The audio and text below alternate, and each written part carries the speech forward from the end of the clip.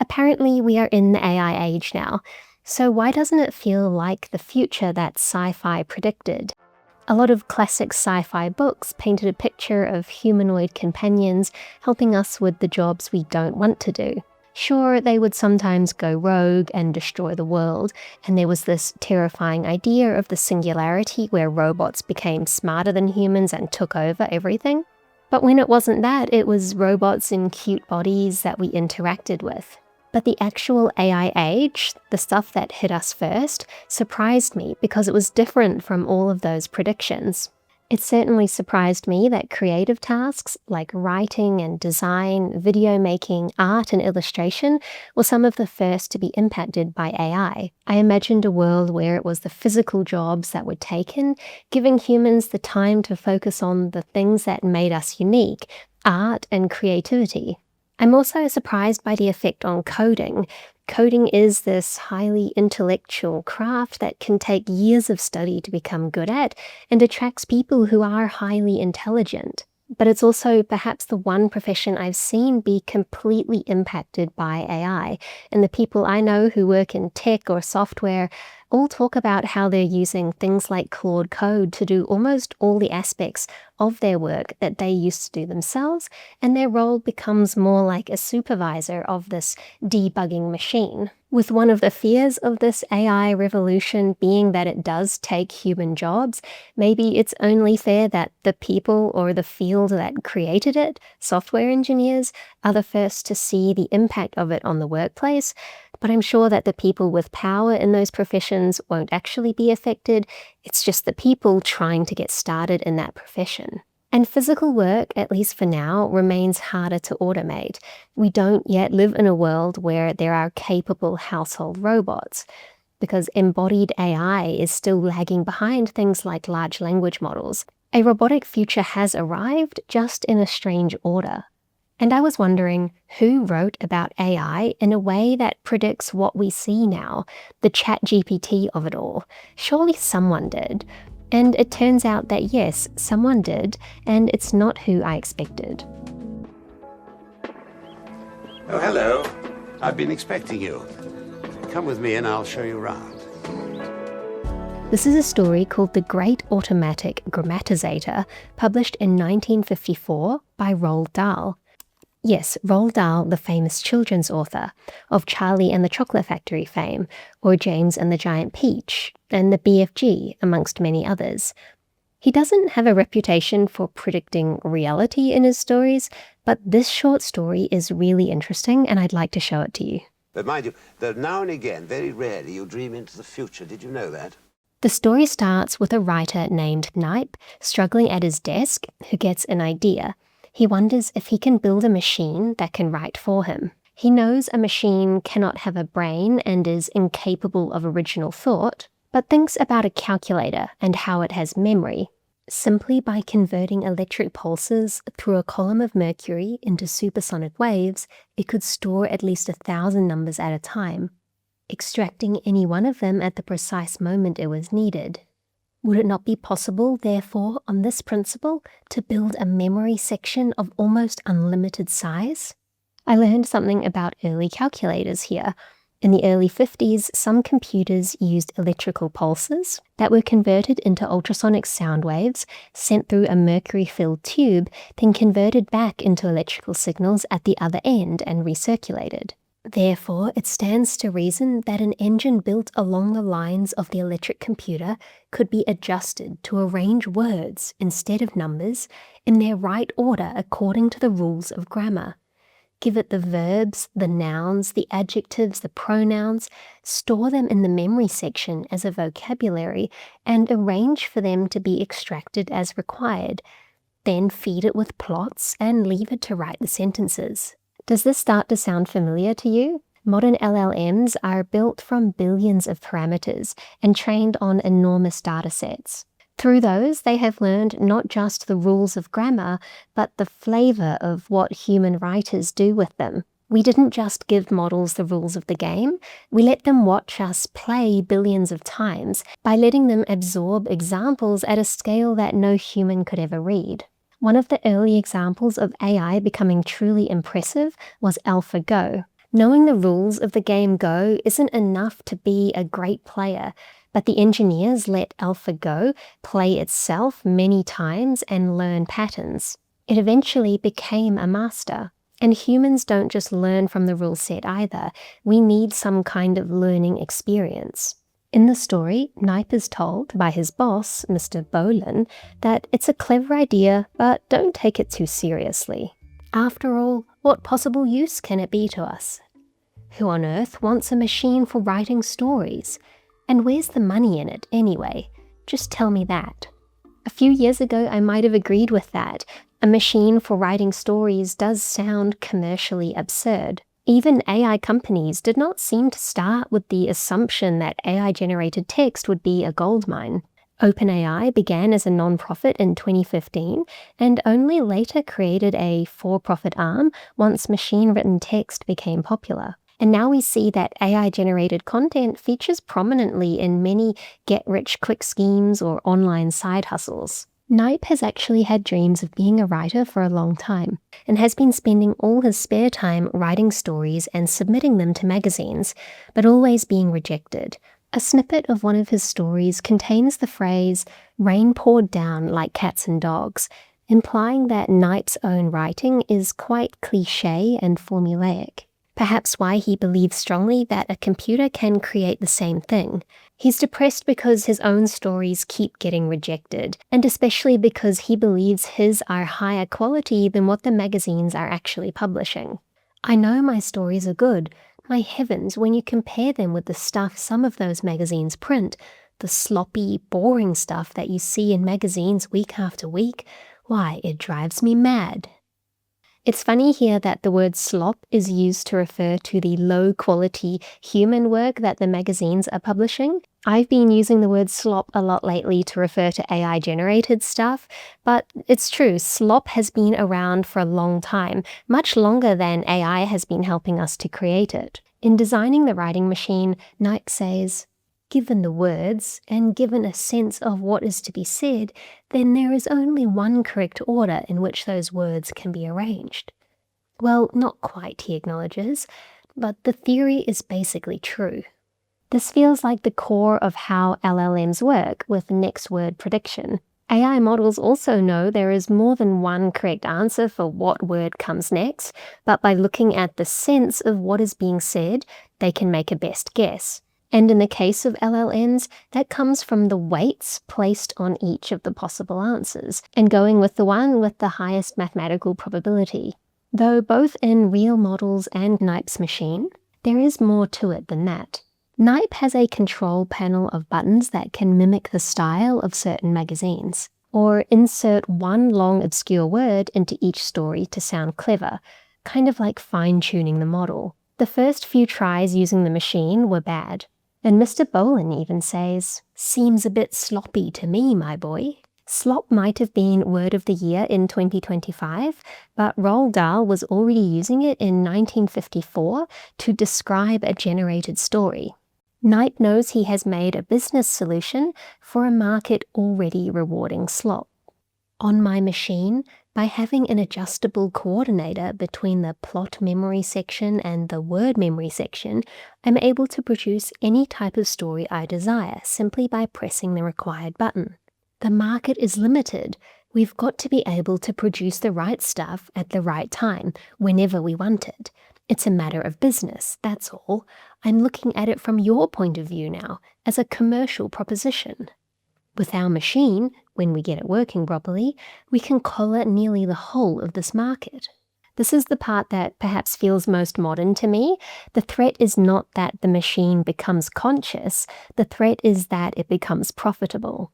My dear boy, you're mad. No, sir, honestly, it's true what I say. Don't you see that with volume alone we'll completely overwhelm them? This machine can produce a 5,000-word story, all typed and ready for dispatch in 30 seconds. How can the writers compete with that, I ask you, Mr. Bolin? How? The handmade article hasn't a hope. It can't possibly compete with mass production, especially in this country. You know that. Carpets, chairs, shoes, bricks, crockery, anything you like to mention, they're all made by machinery now. The quality may be inferior, but that doesn't matter. It's the cost of production that counts. And stories? Well, they're just another product, like carpets and chairs, and no one cares how you produce them, so long as you deliver the goods. We'll sell them wholesale, Mr. Bolan. We'll undercut every writer in the country. We'll corner the market. This feels like an interesting prediction because it's not claiming that AI will be a genius or even be smarter than any of us, but it can be an undercutting machine, a quantity weapon. AI is something that can win because it's cheaper and faster and good enough often enough. Knipe and Bolan eventually find success with their generated stories and move on to novels. The machine becomes more complicated with more dials and gauges, and even pedals for passion and intensity. A frustrated Mr. Bolan exclaims, "It'd be easier to write the thing by hand." But Knipe assures him, "In a week or two, you'll be doing it without hardly thinking. It's just like learning to drive. If an LLM is like a car, then most of us are driving it through chat interfaces and natural language. Under the hood, it's quite mathematical. Text is turned into vectors, which go through layers of matrix multiplication, which assigns probabilities to the possible next tokens or bits of information." Knipe's plan then gets even darker. It was at this stage that young Knipe began to display a real talent for big business. "See here, Mr. Bolan," he said, "we've still got too much competition. Why don't we just absorb all the other writers in the country? I've got a list here, sir, of 50 of the most successful writers in the country, and what I intend to do is offer each of them a lifetime contract with pay. All they have to do is undertake never to write another word, and, of course, to let us use their names on our own stuff. How about that?" They'll never agree. "You don't know writers, Mr. Bolan. You watch and see." Knipe is rejected by the first couple of authors, even violently, but was successful with a romance author. I find this bit a tad disrespectful to the romance genre, implying that this author is already knee-deep in cliches and formulaic tropes. Knipe says, "And you know why she signed?" "Why? It wasn't the money. She's got plenty of that." "Then why?" "Simply because she saw the machine-made stuff was better than her own." After several months, 70% of writers on Knipe's list had signed the contract. Younger people were more likely to be troublesome and resist strongly. In the first full year of the machine's operation, it was estimated that at least 1/2 of all the novels and stories published in the English language were produced by Knipe upon the great automatic grammatizator. And worse is yet to come. Today, as the secret spreads, many more are hurrying to tie up with Mr. Knipe, and all the time the screws turn tighter for those who hesitate to sign their names. There's then a twist as we learn who is actually narrating the story. It's a struggling writer. This very moment, as I sit here listening to the howling of my 9 starving children in the other room, I can feel my own hand creeping closer and closer to that golden contract that lies over on the other side of the desk. Give us strength, O Lord, to let our children starve. There is a strong prediction in that last line. This story doesn't just predict a text-generating machine, it predicts a world where the business incentives to publish all the time and keep up with the competition might mean that turning to tools like AI might be the only way to continue to earn enough to live. Wanting to do things the slow human way might be a luxury that not everyone can afford. We also see in the story that the real scarcity is human attention. Once writing becomes abundant, the real challenge is filtering it.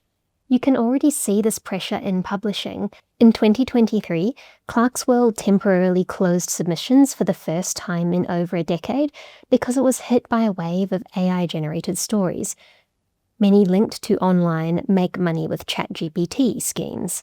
The editors describe many of them as among the worst submissions they had ever received, but volume is the problem. Even bad machine-generated work can overwhelm human gatekeepers if there is enough of it. Since then, publishers have had to add filters, behavioral checks, and AI detection tools, even while openly admitting that those tools are flawed and can unfairly flag human writers, especially non-native English speakers. This Roald Dahl story reminds me of Ada Lovelace's predictions of AI. In her notes about Charles Babbage's analytical engine, she speculates that it might one day be able to compose elaborate music if the rules could be formalized. Lovelace was inspired by this 1830s idea of a steam-powered computer, and a century later Dahl picks up a similar intuition, but he's inspired by 1950s computing. If a machine can manipulate numbers, then why not words or musical notes? Dahl does get some things wrong, you could say. There aren't great novels being generated by AI, at least not yet, and perhaps not in the way that he imagines. The machine in the story feels more precisely controllable than real AI. With real models, it's much harder to understand what is actually happening behind the scenes, and even as users, we find them hard to control. And who knew if Dahl ever thought these ideas could actually come to life at all, and on what kind of timescale? Right now, books are actually still pretty good. Whilst we hear about rates of reading going down, books are still really popular, and people still love writing them. Dahl also writes from a more old-fashioned view of publishing. In this story, the authors need to sell their work to the magazine publishers, who hold a lot of the power, and they don't need to necessarily be impressing the readers directly. However, now we can reach audiences directly with work, and so the judges of merit can be the audiences rather than the gatekeepers. There's such a narrow line between the macabre and the jokes, and laughter. I should mention that Dahl also had some pretty nasty personal views, so much so that his surviving family put out a statement in 2020 apologizing for his racist remarks and prejudiced views. So we don't need to hold him up too high as some kind of gospel for the future, but I just found this story to have an interesting take. Other authors might have thought more about how we interact with robots, or the frightening transition when they become smarter than us. Questions about what it means to be conscious, and whether or not an artificial brain could ever truly think. But not so much about the economics of it all. I know that the point of writing sci-fi is not to necessarily predict the future, but just to tell a fun or interesting story that people want to read. And those other sci-fi futures are not wrong, they're probably still on their way. But Dahl's story was interesting to me because it speaks to the banal mediocrity that we got first. The reason I've been thinking about AI and creativity so much lately is because I have a new book coming out soon called Alpha Creek, which tackles some of these themes. It's a sci-fi novel that I started working on in early 2022 with Len Vlahos, and that was before ChatGPT came out, but our story follows a robot who is trying to write a novel. Working on this story whilst watching AI come out and rise to prominence was a strange experience, and at times I thought Alpha Creek might never see the light of day because reality was overtaking the fictional story, but now the time feels right to share it with you, and I do believe that the characters and the plot do hold up and still tell a really interesting story. There's limited copies available for pre-order now on my website, tibees.com. The books haven't been printed yet, but the number of copies printed will be decided from the pre-order numbers, so if you do want to reserve a copy, then a pre-order is the best way to do that. Pre-order copies all come with a special signed bookmark, signed by me, and it takes about 3 months for the printing process, so I expect the books to be ready to ship out by September this year, and I'm super excited to share this new work with you. Thanks for watching, and thanks to my Patreon supporters for making these videos possible. Special shout out for today's Patreon cat of the day, Pan.